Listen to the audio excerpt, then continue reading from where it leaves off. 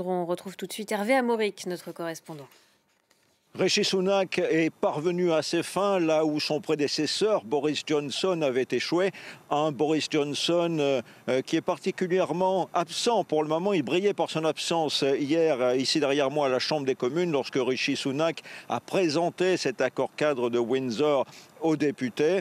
C'est le triomphe de la diplomatie et du pragmatisme sur l'opportunisme et la grandiloquence. C'est un accord qui est presque parfait parce qu'il apporte un équilibre entre le respect de l'intégrité du marché unique européen. L'Irlande du Nord continue à y avoir accès et il n'y aura donc pas de frontière physique entre l'Irlande du Nord et la République d'Irlande qui reste bien sûr au sein de l'Union européenne. Et cela est très important pour le processus de paix en Irlande du Nord.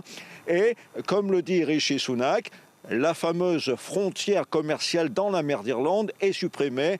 Plus de problème désormais pour la libre circulation des marchandises de la Grande-Bretagne vers l'Irlande du Nord.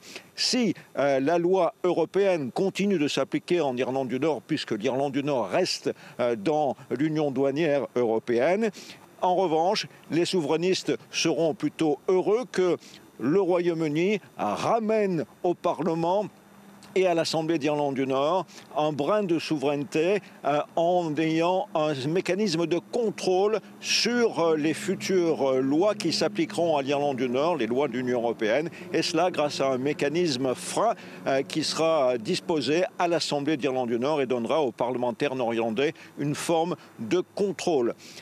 S'il y avait un vote aujourd'hui, il est très clair au Parlement ici derrière moi que Rishi Sunak l'emporterait avec une énorme majorité, même s'il y aura forcément des récalcitrants à la droite conservatrice de son parti, des souverainistes purs et durs, ceux qui veulent le Brexit le plus pur. En revanche, l'opposition travailliste soutiendra cet accord, un compromis tout à fait acceptable pour le chef de l'opposition, Keir Starmer.